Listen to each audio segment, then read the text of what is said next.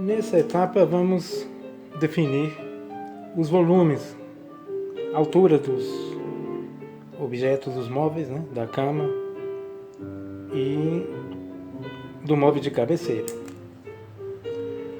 Lembrando apenas que um pequeno detalhe sobre o ponto de distância, poderíamos ter medido as profundidades do lado esquerdo também, tá? Podíamos ter colocado as mesmas medidas, os 60 centímetros do móvel de cabeceira,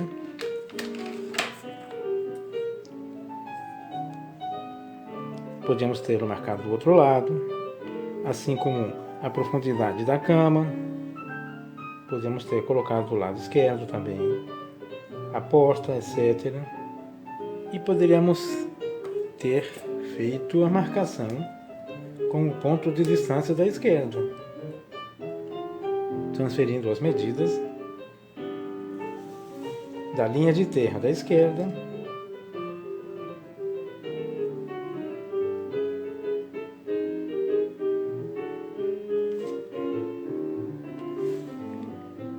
não há necessidade de repetir de um lado ou do outro.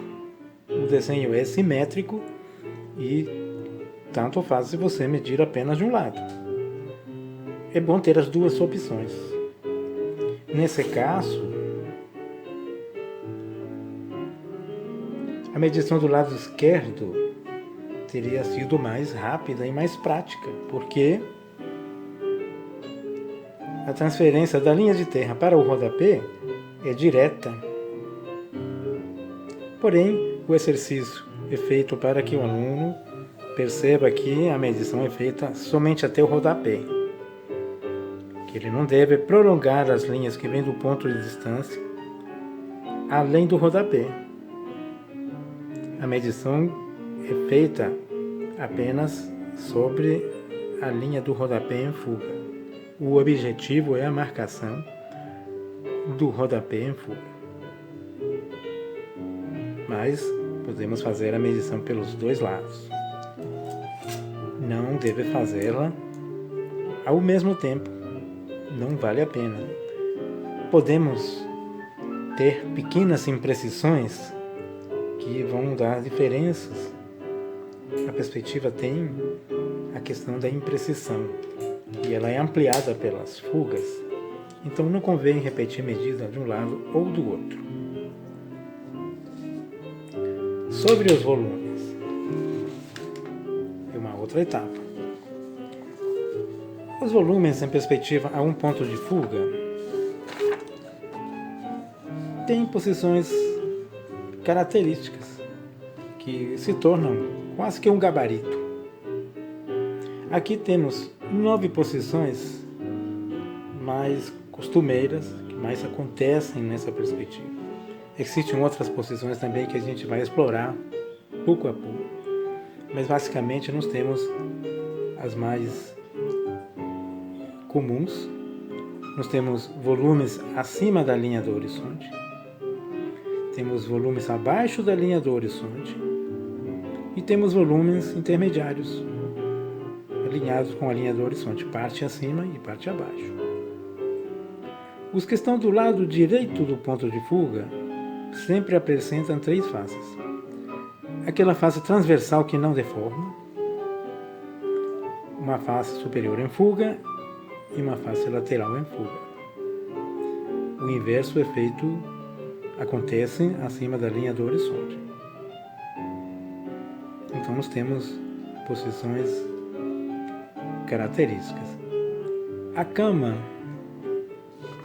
que é o volume que está ao lado esquerdo, ela tem semelhança com a caixa que está do lado esquerdo do ponto de fuga, abaixo da linha do horizonte.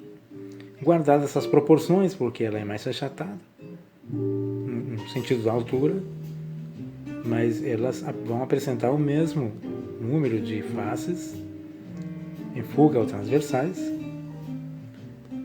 adequadas às proporções da própria figura. O móvel que está na cabeceira, ele tem semelhança com essa caixa, que tem parte para a direita do ponto de fuga, parte para a esquerda ponto de fuga, e está abaixo da linha do horizonte. Apresenta também uma face superior e uma face transversal. Não é possível ver as faces laterais. Elas ficam ocultas pelo próprio plano transversal que está em primeiro plano. Então nós vamos tentar imaginar esses móveis aqui. A cama e o móvel de cabeceira. O móvel de cabeceira tem 80 centímetros de altura. É necessário desenhar, ali na parede, no fundo, desenhar a projeção do móvel. Então vamos desenhar a face posterior.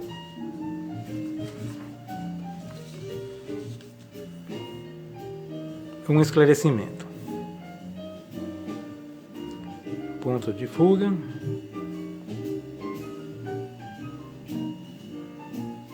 Esses volumes apresentam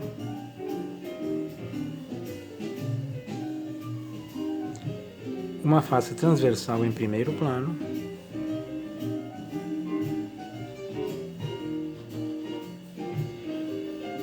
e outra face transversal em segundo plano,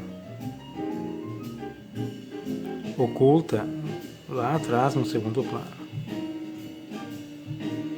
As faces laterais são planos sem fuga, então eles possuem linhas laterais que convergem para o ponto de fuga. Nós vamos começar a figura, então, desenhando o plano, o segundo plano transversal atrás da figura, aqui na parede.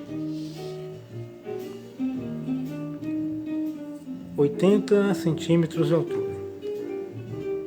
A partir do rodapé da parede, marcamos 80 de altura. Eu tenho régua paralela, então não preciso medir do outro lado.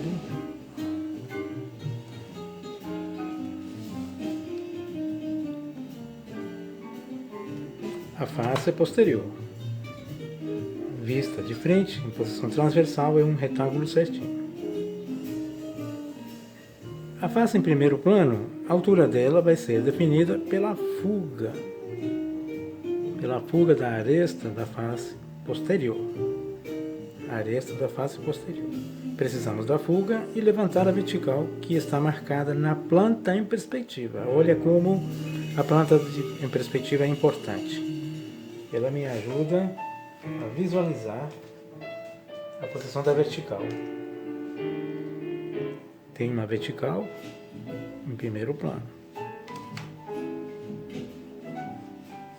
Tenho a altura dela, sim, mas definida pela fuga da aresta do plano posterior. Então, ponto de fuga, linha em fuga. Cuidado com o iniciante de visualizar o que tem fuga, o que é vertical, o que não tem fuga. Com uma linha em fuga, definir a altura do primeiro plano. Eu já sei pelo gabarito que essa face em primeiro plano é um retângulo perfeito, com o seu comprimento definido pelos limites das duas paredes, porque ela preenche o vão todo entre as paredes. Então, eu tenho os pontos aonde eu posso construir um retângulo, um horizontal e um vertical. Uma linha vertical a partir da marcação do piso e uma linha horizontal a partir da altura que conseguimos no primeiro plano. Construir um retângulo. A horizontal, a vertical que sobe pelo vértice na planta em perspectiva. São duas linhas que se interceptam. Tanto faz lançar a horizontal primeiro ou lançar a vertical primeiro. Nós estamos construindo o plano retangular. Construindo. Tanto faz se eu levanto primeiro a vertical ou então eu trago a horizontal. eu vou construir o plano, fazer que elas se interceptem.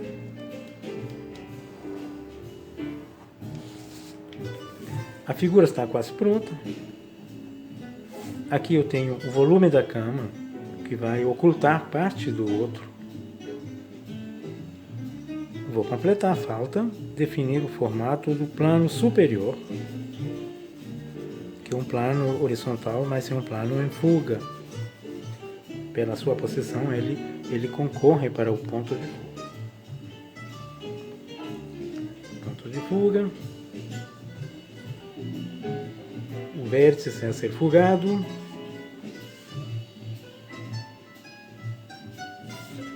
Tenho uma caixa pronta com todas as suas faces. A face frontal, em primeiro plano, a face posterior, segundo plano.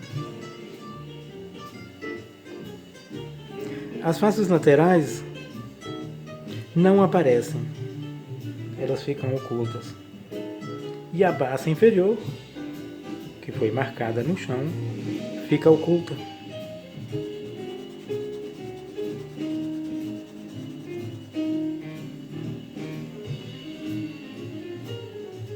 Esse móvel na cabeceira, ele estava apoiado na parede da janela. Nós partimos da face posterior lá na parede.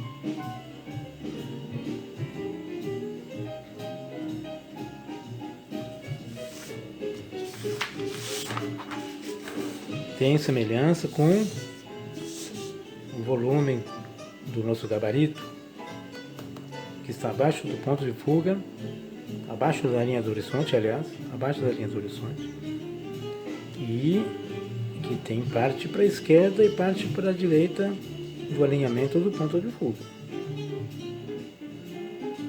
A cama tem semelhança com esse outro. Está do lado esquerdo. Nós já podemos imaginar a base inferior, que é um plano em fuga. E está pronto aqui na perspectiva. A face em primeiro plano, que vai ser levantada pela aresta que está em primeiro plano do retângulo do piso, que é essa aresta aqui.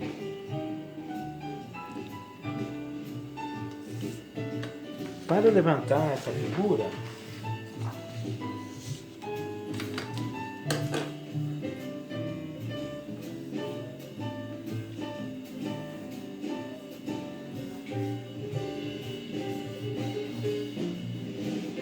nós vamos ter o plano inferior, que já está marcado, e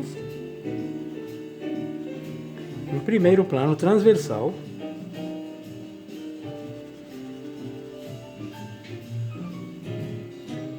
lembra que a altura não deve ser medida aqui na frente, ela tem que ser medida no plano posterior, no segundo plano.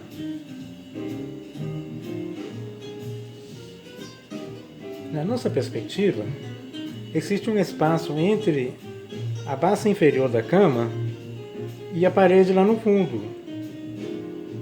Nós temos que medir obrigatoriamente lá na parede do fundo. Não podemos medir em linhas que estão em primeiro plano, porque elas já aumentaram de tamanho na nossa perspectiva. Então nós vamos ter que desenhar a projeção, a elevação da cama lá na parede no fundo. Bom, nós já temos o comprimento de 1 metro. Vamos medir a altura, que é 40 centímetros. Escala 1:25. Altura de 40 centímetros.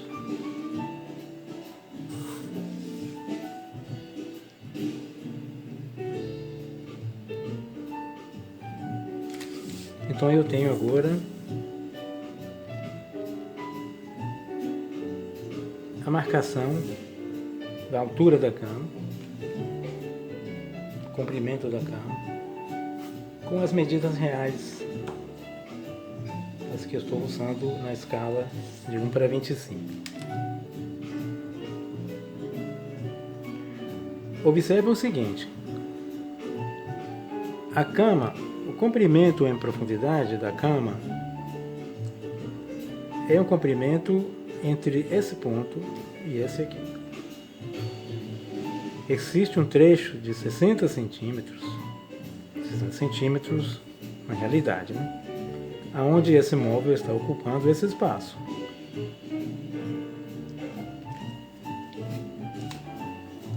Eu não posso medir a altura da cama aqui. Não posso medir a altura da cama nessa vertical também, mas essa vertical faz parte da cama, assim, está em primeiro plano. Mas eu não posso medi-la porque ela vai aparecer maior no meu desenho. Não posso medi-la nessa vertical porque no segundo plano eu medi ela lá atrás. Num terceiro plano. Agora eu tenho 3 planos em profundidade. O primeiro plano, o segundo plano, que é onde a cama encosta no móvel de cabeceira, olha o plano em profundidade, e o último plano, que é a parede. Eu tenho que partir do último plano, que é onde eu tenho a altura real. Aqui ela vai ser ampliada e aqui mais ainda. Então vamos fazer. Fugando a altura que está na quina da parede, alinhando com o ponto de fuga, fugando o ponto. Ponto de fuga, altura de 40 centímetros, a linha em fuga. A linha em fuga nesse trecho está dentro do volume da cabeceira. A parte da cama é a linha em fuga que está entre o segundo plano e o primeiro plano. O primeiro plano, segundo plano, terceiro plano. O terceiro plano é a medida real. O segundo plano aumentou a vertical, aumentou o tamanho. O primeiro plano ficou maior ainda. Porém, a cama existe entre o primeiro e o segundo plano. Lá dentro do móvel é somente linha auxiliar. Bom, vamos definir o primeiro plano da cama. O primeiro plano já tem altura, já tem o comprimento. Eu já sei pelo gabarito que eu tenho um retângulo certinho. Todo plano transversal, assim como a parede do fundo, todo plano transversal permanece com a sua forma real. Se é um retângulo, vamos desenhar um retângulo. Comprimento. A altura está pronta do lado esquerdo. É um retângulo. Régua paralela. Ou repetir a medida que está aqui.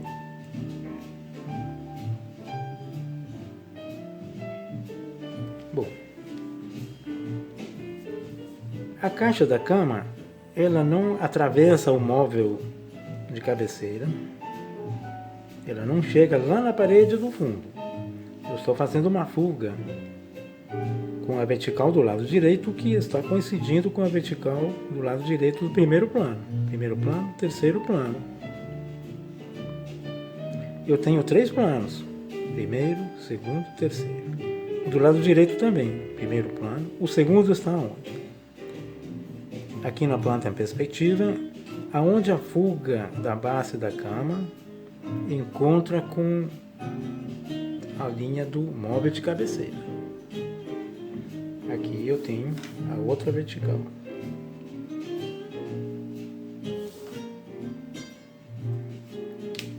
A cama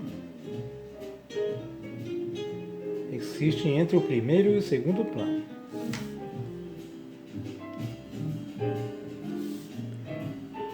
Ela não atravessa o móvel da cabeceira.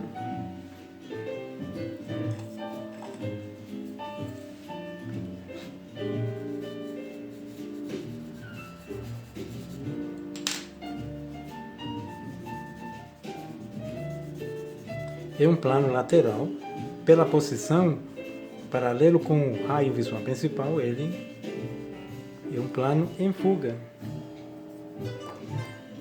E existe um espaço entre a cama e a parede do fundo, o terceiro plano. A caixa está quase pronta. Vamos definir o segundo plano agora, com a horizontal que falta.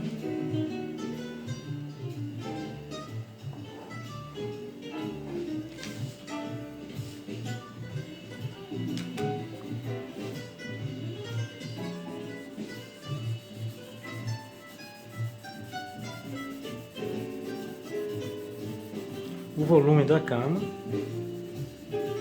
está em primeiro plano e deixa o volume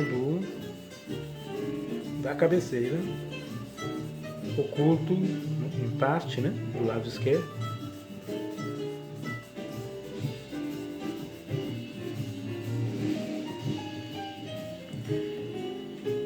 Esse é um desenho geométrico e não vamos fazer objetos, adornos, travesseiros e outros elementos por enquanto. Mais à frente nós vamos trabalhar com o que se chama de humanização, que é dar vida à perspectiva, colocando objetos, texturas, adornos, sombras e outros elementos que dão vida à perspectiva. Por enquanto é um desenho geométrico.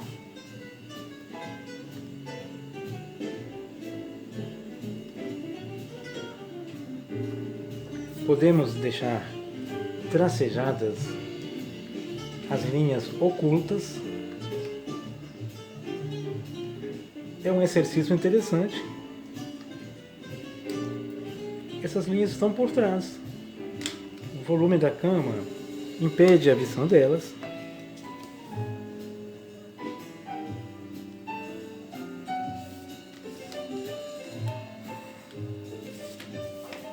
As linhas visíveis ou aparentes, porque aparecem, né? Elas devem ser reforçadas.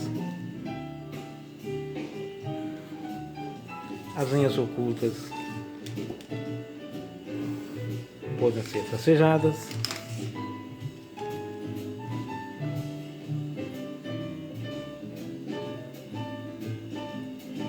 Bom, tem gente que agora vai querer apagar, né? Vai falar, professor, muita linha. Agora eu quero apagar. Sim, uma vez obtidos os volumes, mais à frente nós vamos apagar essas linhas. Quem sabe a gente vai deixar de fazer algumas. Nessa face, a gente faz linhas sem excesso para entender de onde vêm as linhas, aonde elas estão e entender melhor a construção. Mas quando a gente for humanizar as perspectivas, nós vamos apagar essas linhas ou até deixar de fazê-las, se possível, a fim de deixar o desenho mais limpo possível. Bem, é um assunto mais à frente, tá? No próximo e último vídeo, nós vamos marcar o piso. Nós temos um piso quadriculado de 50 por 50, que vamos definir de forma a encerrar-nos exercício, um piso quadriculado. É para a gente treinar, raciocinar e adaptarmos ao raciocínio da perspectiva. E também no vídeo vou deixar um trabalho para fazer. Vou descrever o que irá ser feito. Então, até já.